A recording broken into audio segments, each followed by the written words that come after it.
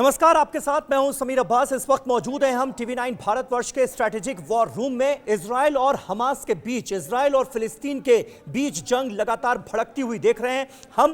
Gaza पट्टी में एक बहुत बड़ा अस्पताल था जहां पर हजारों की संख्या में लोग मौजूद थे। वहां पर हमला होता है और 800 लोगों की जान चली जाती है। लेकिन इस वक्त हमारे साथ प्रोफेसर संजय भारद्वाज मौजूद हैं, विदेश मामलों के जानकार।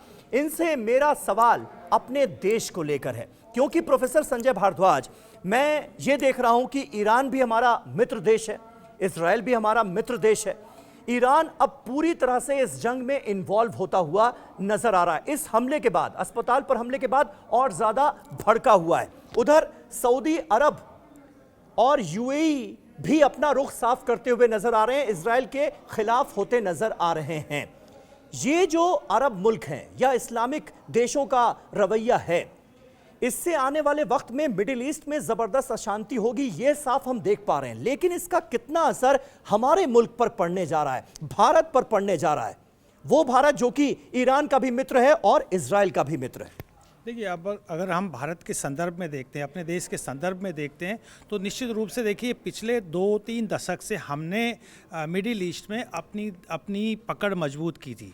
हमने इजराइल के साथ संबंध अच्छे किए, साथ ही साथ ईरान के साथ भी हमने कई तरीके के प्रोजेक्ट्स में, इंफ्रास्ट्रक्चर प्रोजेक्ट्स, चाबार पोर्ट की बात आई, या हम और उसी के साथ साथ यूएई और सऊदी अरबिया के साथ भी हमने अपने रिश्ते मजबूत किए। और सबसे बड़ा सम्मान प्रधानमंत्री नरेंद्र मोदी को मिला।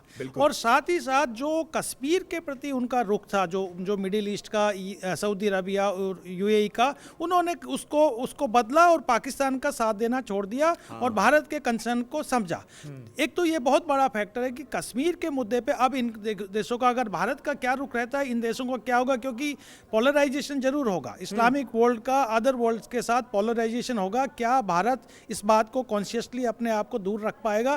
पहला सवाल, ये बड़ा सवाल है, डिप्लोमेसी का सवाल है। लेकिन मुझे विश्वास है कि जिस तरीके के हमारे विदेश मंत्री जयशंकर हैं और जिस तरीके से प्रधानमंत्री मोदी हैं, इससे निकल पाएंगे। इस्लामिक मुल्क एक साथ आ जाएं, ये गोलबंदी पाकिस्तान की तरफ से भी आने वाले वक्त में शुरू होगी, जो हमारे लिए चिंता का सबब हो सकता है। निश्चित रूप से देखो, पाकिस्तान बहुत बड़े क्राइसिस में है, आर्थिक संकट में है, राजनीतिक संकट में है। वो इससे उभरने के लिए डाइल्यूट करना चाहेगा इंडिया की तरफ, सिक्योरिटी की तरफ, इस्लाम की तरफ सारी डिबेट को ले जाने का प्रयास करेगा। और वो क्योंकि वो हमेशा उस तरीके की हैबिट रही है। लेकिन भारत को जो एक बड़ा नुकसान हो सकता है वो ये हो सकता है कि अगर यहाँ पे अशांति होती है, क्योंकि भारत पिछले कुछ वर्षों से मिडिल ईस्ट में अपना इंफ्रास्ट्रक्चर प्रोजेक्ट्स को मजबूत कर रहा था और उसमें अमेरिका और इजराइल भी साथ आ रहे थे। आपने I2U2 का बात सुना कि हम कनेक्टिविटी की बात कर रहे थे। अभी G20 सबमिट हुआ तो उसमें मिडिल ईस्टर्न कॉरिडोर की बात हो रही थी, इंडिया को मिडिल ईस्ट से जोड़ के यूरोप के साथ कनेक्ट करने की बात हो रही थी। ये बहुत महत्वपूर्ण प्रोजेक्ट्स है, इनकी ये क्या खटाई में पड़ जाएंगे, पहला सवाल आता है। दूसरा सवाल आता है कि भारत इन देशों में अपना एक मार्केट तलाश कर रहा था, निश्चित रूप से। और दूसरा, भारत इन देशों से तेल आयात का, क्योंकि भारत एक इमर्जिंग इकोनॉमी है और अपने 5 ट्रिलियन इकोनॉमी हमको बनना है, तो हमको निश्चित रूप से कांस्टेंट एनर्जी सप्लाई चाहिए। और जो मिडिल ईस्टर्न कंट्री हैं, चाहे सऊदी अरबिया हो, ओमान हो, कतर हो, इन सब कंट्री से हमको, ईरान है, इन सब से हमको ऑयल एंड गैस का आयात नियमित होना चाहिए। ये हमारा लक्ष्य है। ईरान, लेकिन 7 अक्टूबर को जब इजराइल पर हमला हुआ तो भारत ने साफ तौर पर अपना रुख ये क्लियर किया कि हम इस घड़ी में, इस मुश्किल घड़ी में इजराइल के साथ हैं। लेकिन हमने अपनी फॉरेन पॉलिसी में कोई बदलाव नहीं किया। जहां तक फिलिस्तीन का सवाल है, हमने ये क्लियर किया है कि इजराइल पर हुए हमले के खिलाफ हैं हम फिलिस्तीन के खिलाफ नहीं हैं। फिलिस्तीन को अभी भी एक सॉवरेन कंट्री का दर्जा मिले, इजराइल के साथ उसकी बातचीत हो, ये पक्ष हमेशा से भारत का रहा है। और जहां तक सवाल है प्रधानमंत्री नरेंद्र मोदी का, 2018 में मुझे याद आता है फिलिस्तीन के दौरे पर गए प्रधानमंत्री नरेंद्र मोदी और वहां के सबसे बड़े सम्मान से उन्हें नवाजा गया। आज अरब मुल्कों में क्या रुतबा है हमारे प्रधानमंत्री का, हमारे देश का, उसके बारे में भी हम सब जानते हैं। तो क्या वो इफेक्ट होगा क्या भारत के मद्देनजर, ऐसे वक्त में जब सारे इस्लामिक मुल्क एक साथ इजराइल के खिलाफ खड़े भी हो जाएं? तो देखिए, भारत ने एक बहुत बैलेंस्ड फॉरेन पॉलिसी रखा है। ट्रेडिशनली फिलिस्तीन का हम साथ देते रहे, लेकिन इजराइल के साथ भी हमने 1991 से डिप्लोमेटिक रिलेशंस कायम किए। लेकिन सवाल यहाँ आता है कि भारत इजराइल के साथ ना होके भारत आतंकवाद के खिलाफ खड़ा है। आतंकवादी जो हमला हुआ था, हमास का हमला हुआ था, उसको भारत ने क्रिटिसाइज किया, क्योंकि भारत एक ऐसा देश है जो सबसे ज़्यादा आतंकवाद से ग्रसित है। पाकिस्तान समर्थित आतंकवाद भारत को कचोटता रहा है हमेशा, चाहे वो मुंबई हमला हो, उरी हो, पठानकोट हो, कश्मीर में जिस तरीके से जिहादी हमले भारत में होते रहे आतंकियों के, निश्चित रूप से भारत इस दर्द को समझता है और इस दर्द को कहीं पर भी कोई भी आतंकी हमला होता है तो भारत उसको कंडेम करता है। इजराइल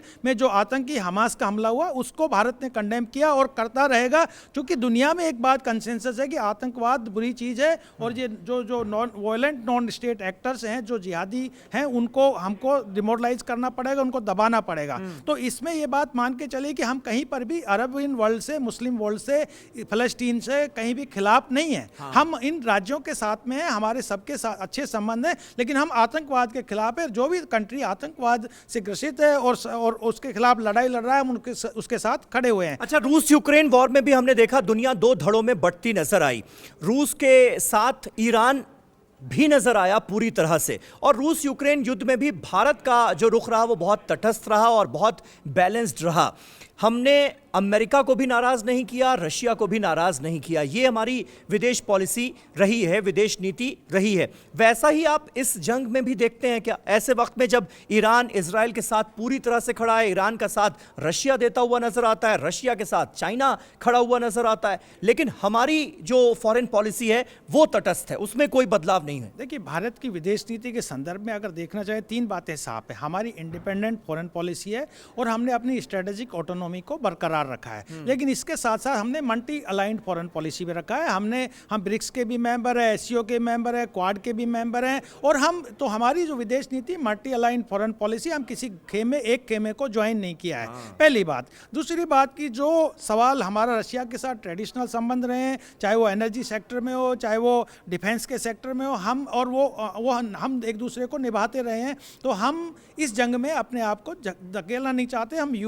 हम रूल अबाइडिंग कंट्री है, यूएन के चार्टर को फॉलो करते हैं और हम हर उस बात को समर्थन करते हैं जो यूएन कहता है। इसलिए मैं संक्षेप में अगर कहूं, भारत के लोगों को ज्यादा चिंतित होने की जरूरत नहीं है इस जंग से। और इस वक्त पूरी दुनिया में ये जो बंटवारा हम देख रहे हैं, इस जंग के सामने आने के बाद, हमास वर्सेस इजराइल की जंग सामने आने के बाद, भारत पर बहुत ज्यादा असर नहीं पड़ने वाला है, ऐसा कहा जा सकता है। देखिए, G20 समिट से साफ हो गया कि भारत ग्लोबल साउथ की वॉइस है और हम बड़े जो मुद्दे हैं, जो ग्लोबल कॉमन्स के मुद्दे हैं, चाहे क्लाइमेट चेंज हो, फूड सिक्योरिटी हो, एनर्जी सिक्योरिटी हो, उनकी बात करते हैं, उनकी वकालत करते हैं। हम किसी खेमेबाजी में नहीं फंसना चाहते, और हम जो अरबियन वर्ल्ड में जो खेमेबाजी हो रहा है, पोलराइजेशन हो रहा है, मुझे लगता है भारत कॉन्शियसली उसको डील करेगा और आतंकवाद के खिलाफ रहेगा, लेकिन इस्लामिक और अरबियन वर्ल्ड से भी अच्छे संबंध बना के रखेगा। बहुत बहुत शुक्रिया प्रोफेसर संजय भारद्वाज हमारे साथ जुड़ने के लिए और ये सारी बातें भारत के संदर्भ में हमारे दर्शकों के सामने रखने के लिए,